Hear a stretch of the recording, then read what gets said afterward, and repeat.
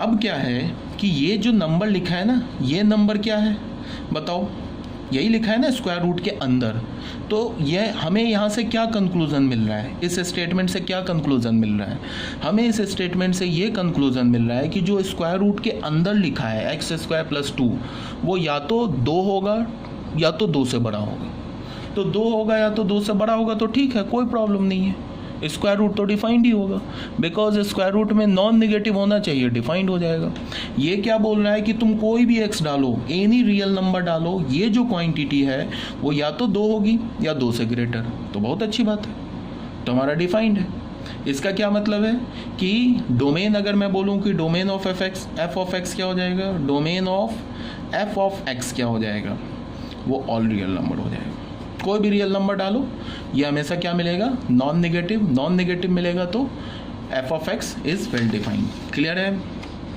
अब आ जाते हैं हम लोग इसमें थर्ड पार्ट में, ठीक है। तो थर्ड पार्ट में क्या है हमारे पास कि डोमेन क्या दे रखा है, थर्ड पार्ट देखो, F of X is equals to 1/x² - 4। ठीक है। तो देखो होता क्या है कि जब भी तुमको कोई एक्सप्रेशन दिखे, एल्जेब्रिक एक्सप्रेशन दिखे, उसके डिनोमिनेटर में अगर वेरिएबल दिख जाए, दो बात को हमें ध्यान में रखना होता है डोमेन निकालते वक्त।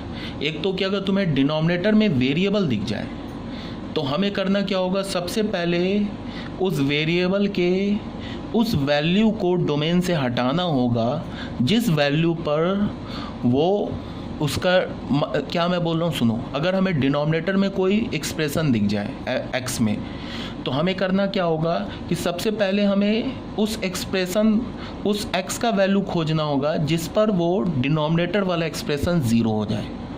ठीक है, वो एक्स का वैल्यू हमने खोज लिया।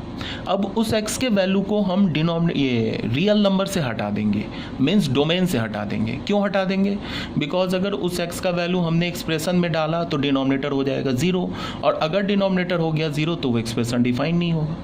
बात आ रही है समझ में।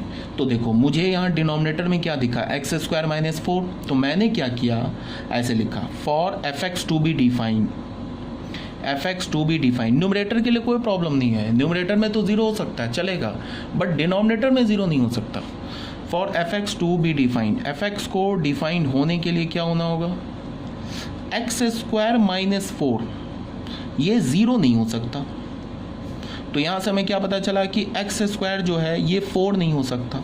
तो यहाँ से हमें क्या पता चला कि x जो है वो +-2 नहीं हो सकता, ये दो वैल्यूज़ नहीं हो सकता। तो हम लोग डोमेन कैसे निकालेंगे पूरे, और बाकी कुछ एक्स होता रहे ये तो डिफाइंड होगा। ऑल रियल नंबर से एक तो -2 हटा देंगे, दूसरा 2 हटा देंगे। क्लियर है ये बात, ये हमारा आंसर हो गया। या फिर तुम ऐसे भी कर सकते हो कि x² - 4 को तुमने 0 से इक्वेट कर लिया। इसको लिखने का क्या मतलब हुआ कि हम उस x को खोज रहे हैं, हम उस x का वैल्यू फाइंड आउट करना चाह रहे हैं जिस x पर x² - 4 0 हो जाए। यही हुआ ना मतलब। यहाँ से अगर हमें x का जो वैल्यू मिलेगा, वो x का वैल्यू अगर मैं यहाँ इस एक्सप्रेशन में डालूंगा तो वो left hand side right hand side बराबर हो जाएगा। समझ रहे हो ना। तो यहाँ से हमें क्या मिला, x² = 4, तो यहाँ से हमें x की वैल्यू क्या मिली, +-2। तो इसका मतलब क्या है कि अगर मैं x का वैल्यू +2 लेता हूँ, -2 लेता हूँ, तो ये वाला चीज़ जो है ना, ये जो चीज़ है ना, ये 0 हो जाएगा। तो 0 हो जाएगा किस पर, +-2 पर। तो बस डोमेन लिखने के लिए क्या करेंगे, जिस पर 0 हो जाएगा उसको हटा देंगे, डोमेन ऑफ fx उसको रियल नंबर से हटा देंगे, तो क्या हो जाएगा r-2, 2। ठीक है, ये बात क्लियर होनी चाहिए। अब जैसे फोर्थ में आ जाते हैं। फोर्थ जो हमारा एग्जाम्पल है वो क्या है, fx cube root of x - 1। अब बच्चे फिर थोड़ा ध्यान दो, मैंने क्या बोला था, इवन रूट। इवन रूट का मतलब क्या है, हो गया 4th root, square root, 6th root, 8th root. ये सब जो अगर ऐसा रूट मिलेगा ना, तो इसके अंदर जो होगा ना, वो हमेशा जो नंबर आएगा वो नॉन निगेटिव आएगा इवन रूट के अंदर। जैसे कि अगर मैंने स्क्वायर रूट बोला, ऐसे मैंने fx ले लिया, मान लो मैंने √x - 10 ले लिया, तो ये जो होगा ना, ये नॉन निगेटिव होना चाहिए। क्यों, क्योंकि ये सेकेंड रूट है। यहाँ पे कुछ नहीं लिखने का मतलब ऐसे 2 लिखा हुआ है। ठीक है ना। अगर मैंने तुम्हें कोई एफ ऐसा फंक्शन ले लिया जिसमें मैंने कोई एक्सप्रेशन दे दिया, मान लो को कोई एक एफ के अंदर एक जी एक्सप्रेशन दे दिया और यहाँ पे मैंने बोल दिया 4, इसका मतलब क्या लिखा हुआ है, जी पे पावर 1/4। तो ये 4 क्या इवन है ना, इसका मतलब फिर ये इवन रूट है, ये 4th रूट है। तो फिर ये क्या होगा कि ये जो जी होगा ना ये नॉन निगेटिव ही होगा, बट ऐसा ऑड में नहीं है।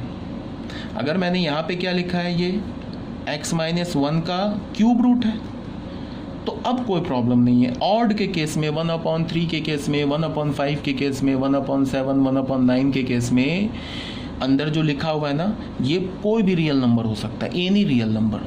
बट इवन के केस में क्या रखना है तुम्हें याद कि सिर्फ वो नॉन निगेटिव ही हो सकता है, ठीक है। तो अब कोई प्रॉब्लम नहीं है, अब तो हमें कोई कैलकुलेशन करने की ज़रूरत ही नहीं है।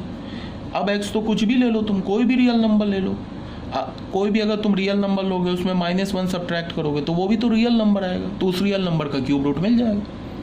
अब तुम्हें उस रियल नंबर का क्यूब रूट खोज के दिखाना नहीं है, बट ये जो एक्सप्रेशन है वो तो डिफाइंड ही होगा ना। तुमने x का वैल्यू मान लो ले लिया 28, तो 28 -1 क्या मिल जाएगा, 27। 27 का क्यूब रूट क्या होता है बताओ, 27 का क्यूब रूट क्या होगा, 3 होगा।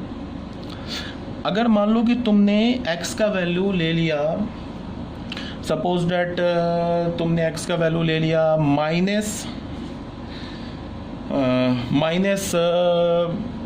तुमने ले लिया मान लो -124, x का वैल्यू ले लिया, x का वैल्यू -124 ले लिया, तो f -124 पर क्या होगा, क्यूब रूट ऑफ -124 -1, तो ये क्या होगा, क्यूब रूट ऑफ -125। अब -125 है, इसको क्या लिख सकते हो, -5 का यहाँ पे क्यूब और यहाँ 3, ये क्या हो जाएगा -5, आंसर हो गया। इसका मतलब कि क्यूब रूट के अंदर जो होगा वो क्या हो सकता है, कोई भी रियल नंबर। तो डोमेन क्या होगा यहाँ पे फंक्शन का, domain all real number. Clear है बात, ओके।